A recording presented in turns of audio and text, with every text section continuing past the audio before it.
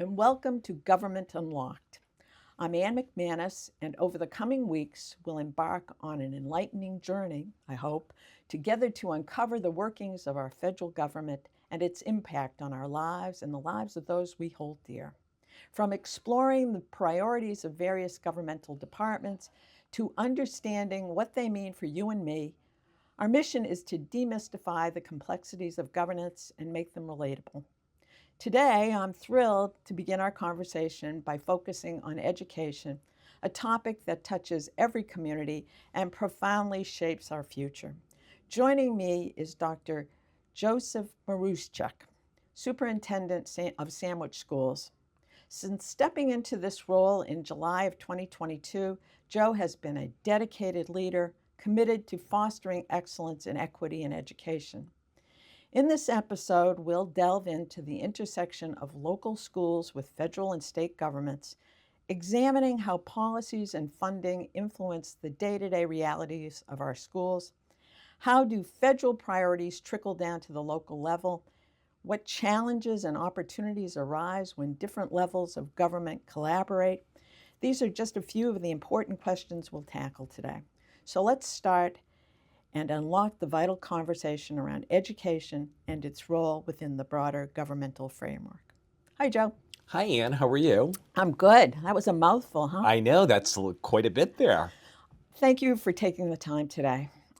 My hope is that we can have a conversation and really educate our community about the role of government in funding schools. Extremely important. And also providing for excellence in schools. But I thought a good way to start might be for you to tell us a little bit about your journey in education as an educator. So we're filming this I know. on, what's today, June 16th? It is the last day of the school year in the Sandwich Public Schools. Woo-hoo! And for me, this is my last day of my 35th year as an educator. I started my career in 1990. Back in Rhode Island, where I was a high school chemistry teacher. And I had throughout the years, a very typical progression, going to assistant principal, then principal, assistant superintendent. I had a short period of time where I had a startup charter school that still exists in the city of Providence, a dual language immersion school. But over the last 14 years, I've worked as a superintendent of schools here in Massachusetts. So it would be safe to say you know the business. Kind of, sort of. I'd like to think so by this point in my career, sure. So let's talk a little bit about Sandwich. Can you tell me about what Sandwich schools look like, the demographics of the school system, and a little bit about the budget? Okay. So for the current fiscal year, we're at approximately $40 million. And right this year, we serve about 2,150 students. I think we are funded very well. Realize we are considered by the state's definition to be what is known as a minimum aid district based upon the relative wealth of the community. So that essentially translates to over 80% of the budget comes from the municipality. I would say, looking at the makeup of our schools and our student population, it obviously mirrors the town of Sandwich.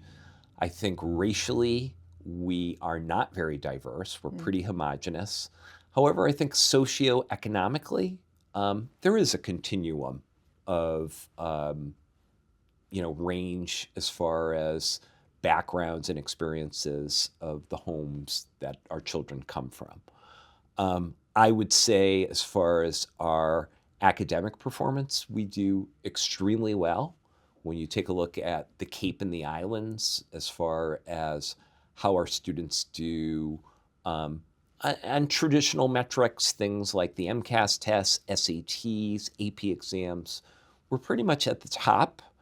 But something that I like to, something that I'm really, really proud of is, for the last 3 years, the state has been kind of looking at longitudinally the income of students after they graduate, 5 years out, 10 years out, 15 years out, using DOR data.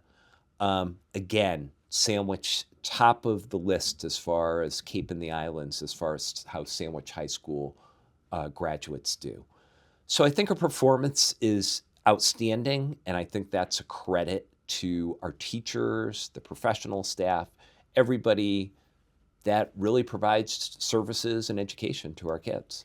Joe, the data you received to make that determination how people do once they graduate, how is that put together? You said So it Department of Revenue? It's a little, I'm not going to lie to you, it is a little big brothery in the sense that for a period of about 20 years, every student has a unique ID. It's known as the SACID. It's like Student Identifier ID. So for students that are part of the state college system, that follows them. So that's one shred of data to see how many finish school in 4 years, 5 years, and beyond. But that also follows them if they stay in Massachusetts and they're gainfully employed. We have that data as far as like median income. Okay. If they leave Massachusetts, does that? We lose it. Okay. So that's really a state. It is a state developed thing, but realize program. when you track the data, and I actually have it in the back of our budget document each year. You know, I focused on how the class of 2012 and how the class of 2017 are doing. It's a significant portion. I would say it was about 60 to 65% of the actual graduates we have their data now. Oh, that's great. Yeah. That kind of leads into a conversation about we have federal government, we have state government, and we have local government. In education, how does that work? Well, you hear the expression local control, and I think if any system, governmental system, is a testimony to local control, it's probably education. It is kind of interesting. We tend to perseverate on things like national elections and the presidential election and so on.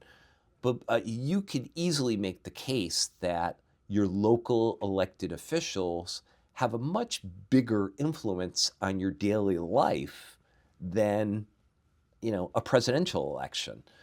So I think about in the immediate K-12 world, I would say your school committee and the people running your schools affect your child's education the most. And then the state piece is significantly important because state funding is also vitally important. So again, if I were to break down in very, very rough terms, our budget, it would be, 70 to 75% coming from the town of Sandwich, not even 20% or so coming from the state through state funding, and less than 10% coming from the feds. Does the state of Massachusetts get funding from the feds? They certainly do. And when you're making that calculation, are you including that in the 5%? Correct. Okay. Yeah, because what happens is we have a series of grants that are known as entitlement grants. For example, the title programs, Title I for poverty. For our viewers, let's go through that a little bit. What's Title I? Title I is a program that's been in place, I believe, since LBJ's administration. It is a program to combat poverty, and it targets instruction for kids that are in schools with high poverty amounts. Typically, in a district like Sandwich, you would use it at the elementary level, kind of looking at children who need interventions in things like reading. Okay. All right. Okay, that's Title I. Title II is another federal program that speaks to either professional development or class size reduction. It could be used for either funds. So some districts may use Title II funds for bringing on an additional teacher for a given grade to lower class sizes.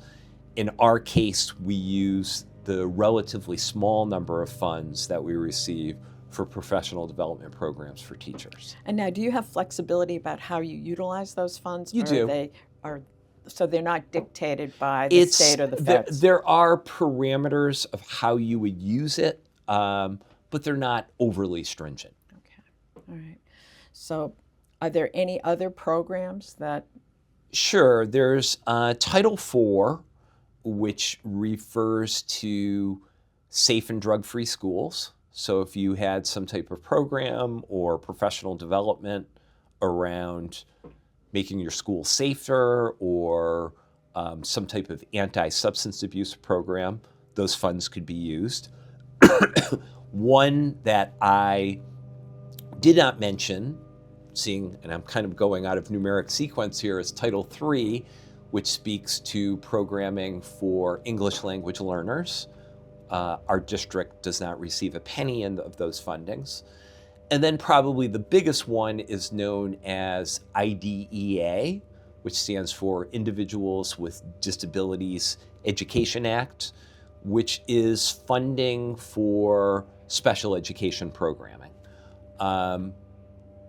We receive the most in federal dollars in that program, but realize it's but a small fraction of what we actually spend for special education in the district.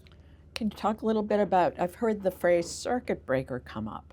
What does that mean? So circuit breaker is a state funding program, and it's a state funding program to help reimburse the costs of out-of-district placement tuitions. So you may have a student who has very, very significant needs with perhaps multiple disabilities, where the programs or services that we offer within our districts are not appropriate or do not meet the level of need. In those cases, you may opt through the IEP team meeting to choose a different placement. Those different placements can be very, very expensive. Most of them are well over $100,000 per year in tuition. So as a result, the state has this circuit breaker program to help pay through reimbursement so it those protects costs. the town in some respect. To a certain degree, but realize the reimbursement rate is not 100%, Correct. like many other things in education. Now, does the state of Massachusetts get money from the federal government to support that programming? To my knowledge, no, they do not. Okay. That is part of the state funding pool for education. So all in all, it sounds like 20% of the budget locally is funded through state and federal. Give or take, correct. Okay. So that's one aspect of what we see from government as far as supporting our school systems. What about regulations? Are regulations put on the school system from the state of Massachusetts? Absolutely, yeah, and it is. And do those trickle down from the federal government? I mean, probably the one that jumps to mind that is the biggest piece, and it goes back to the George W. Bush administration, was No Child Left Behind, and having a system in place of standards and accountability, and particularly with having to test kids every single year from 3 to 8, and then in high school in math, English language arts, and in science. That obviously has tremendous implications for the curriculum, for curriculum materials, for instruction, how you set up your school day, how you staff your buildings, and so on. So that is a series of mandates that starts at the federal government, but then is defined further in Massachusetts through the Department of Elementary and Secondary Education, and then filters down. And do those, as the state looks at those kind of regulations, do they have to get approval from the federal government for that level of flexibility? They do, and realize at the federal level, each state has to submit its plans of how they meet these mandates. And then in turn, at the state level, they work with the local districts to also define, but also monitor what we're doing. Okay. How does that really impact curriculum I think it, and a teacher's flexibility around curriculum? I think it dictates it in the sense that teachers feel pressure to cover more content and to ensure that they're covering standards that they know their kids are going to be tested on. I think you can make the case that to a certain degree it's narrowed the curriculum. I'd like to believe my vision and places where I've led as a superintendent, as a principal, you give teachers authority and autonomy to still be creative and to still make good decisions. However, when push comes to shove, there's the equity piece there that you want to ensure that kids in a given grade are having a common experience and they're being exposed to the same content so that they can learn the same skills. So it is a little bit of a push-pull. Yeah. You don't want this autocracy where you're making, the quote-unquote teacher-proof curriculum.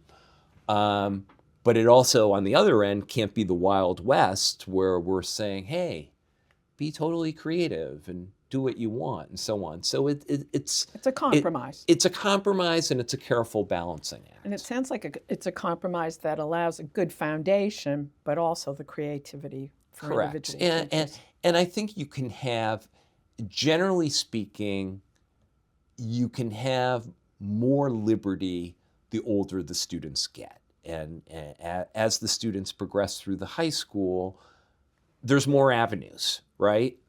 And some of the restrictions, particularly up until grade 10 of grade level standards and so on, they start to loosen, which is great.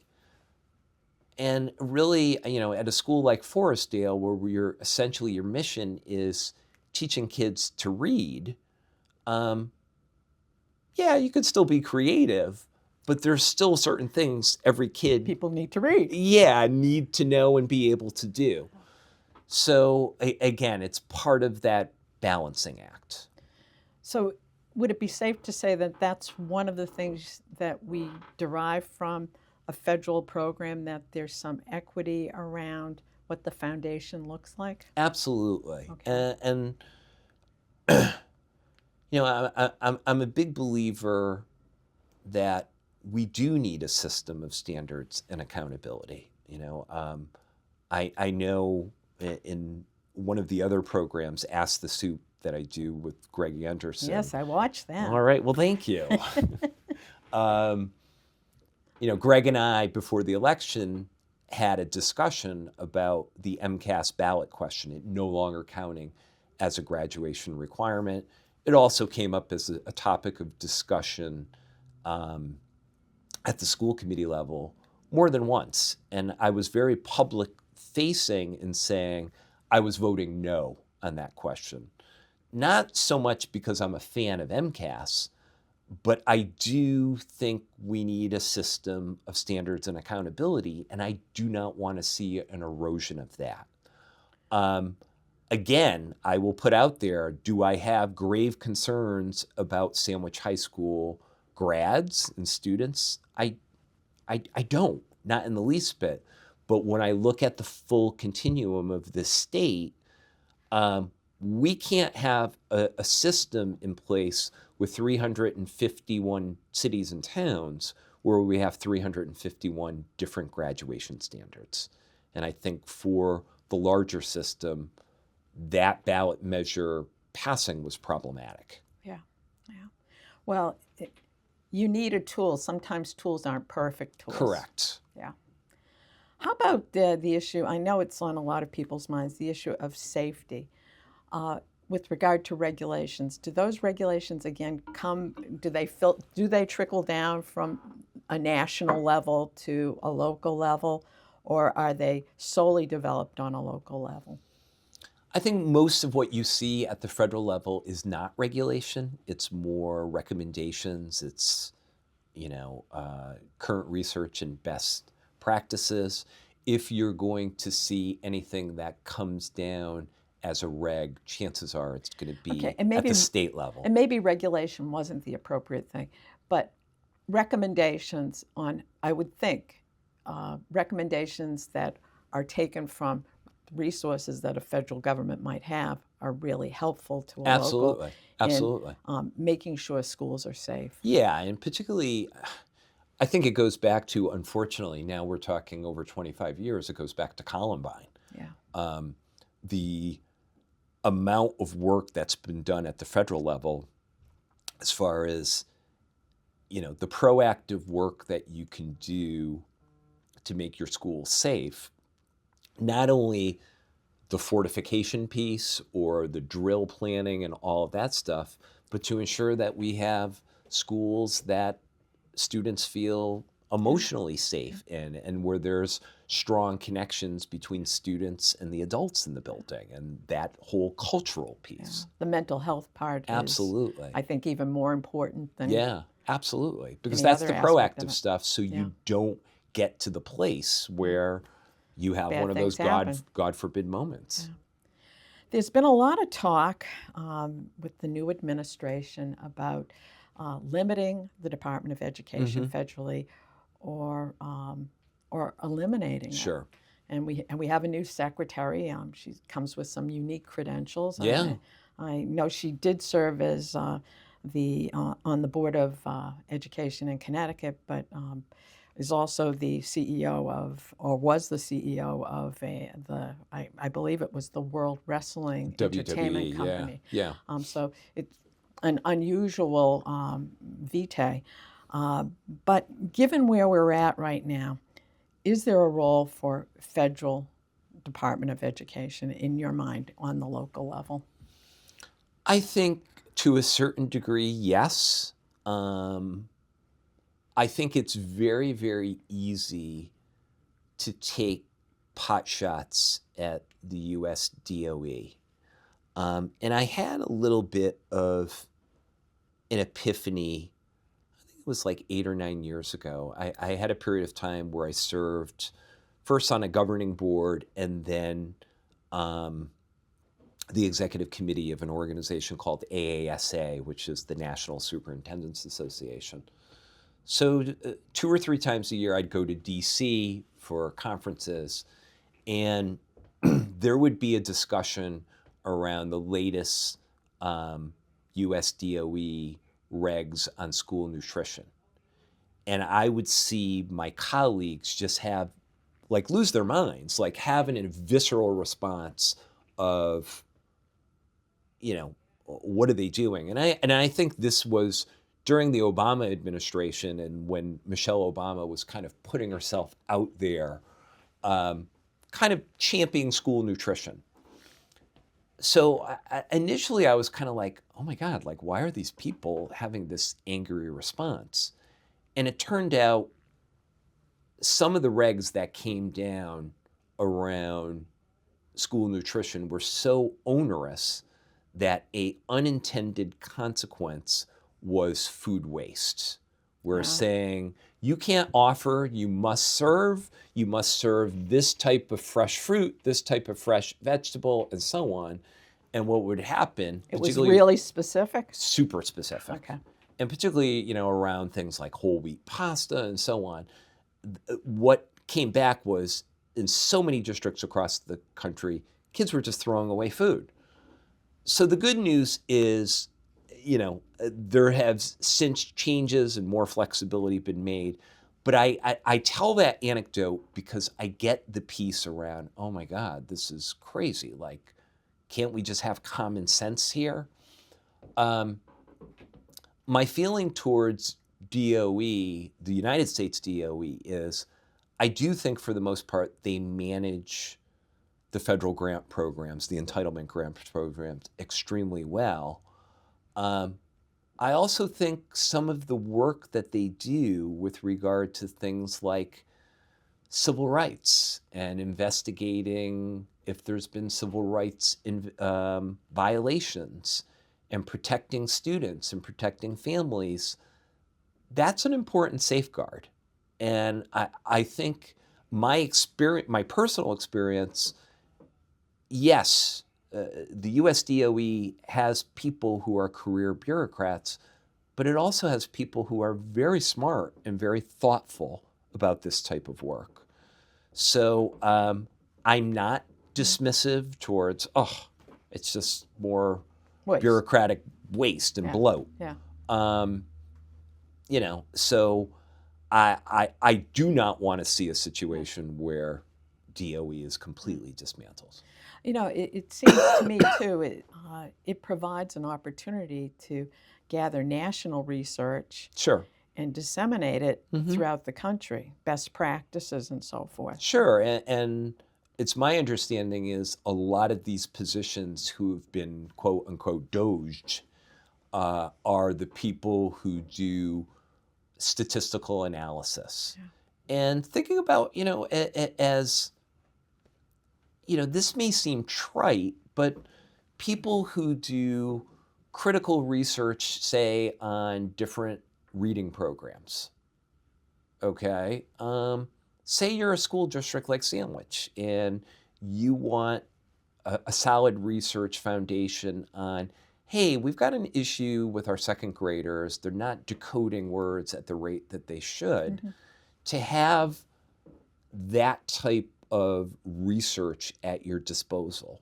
Or, thinking about, I think you see it in the popular media when they compare data of the states, something that we take a lot of pride here in Massachusetts that we are number one, and we are number one. And again, not that I'm saying, okay, standardized testing is the end all be all and we need to compare ourselves and so on, but there are people who do that work and do that work well. And I think that is an important function that we need as a country. We need to be able to gather data. Again, going back to the MCAS comment, it's not a perfect tool, but it is a tool to help us standardize things. Correct. As we kind of sum up this conversation, Joe, are there any concerns or challenges or opportunities you see? I know you've been doing strategic planning for the upcoming year. Do you have any thoughts you want to share with folks? I'm just really, really excited about we will be unrolling this strategic plan this summer, as a matter of fact, 5 years, to kind of have a vision around deeper learning for our students, that it's really, really important to have that foundational piece. But I think what makes us impactful and also what makes us competitive as a school district is thinking about the skills that kids need for their careers, being very deliberate about it, being very intentional about it, and giving kids more opportunities to connect with the community, to connect with the workforce through things like internships, through things like job shadowing and so on, so that kids can have those experiences but also follow their passions. So that is a lot of work internally. That is us organizing for effort, so to speak. But I think really, really exciting times for the Sandwich Public Schools. Is there anything that keeps you awake at night? What doesn't keep me awake at night? I think it is, as a superintendent, you're always worried about the funding piece. You're always worried about what could be a stressor on your budget, what could just blow things up really quickly. We're a relatively small district. We count every penny, so to speak, and try to guard things and spend as prudently as possible. But you could have a situation where, again, to go back to the conversation about circuit breaker, in a given year, students move in that have some real significant needs, and then it becomes a stressor of, hey, an additional 400,000 or 500,000, that's up against your budget. So those are the types of things. And sometimes you can't plan for that. You can't plan for that, but you also work very closely with your finance director, with the school committee, to make solid decisions. Yeah. Well, I want to thank you for giving us your time and also for being our superintendent. I think Well, we're thank very you. My fortunate to have pleasure. you. It's been a pleasure. Thank you.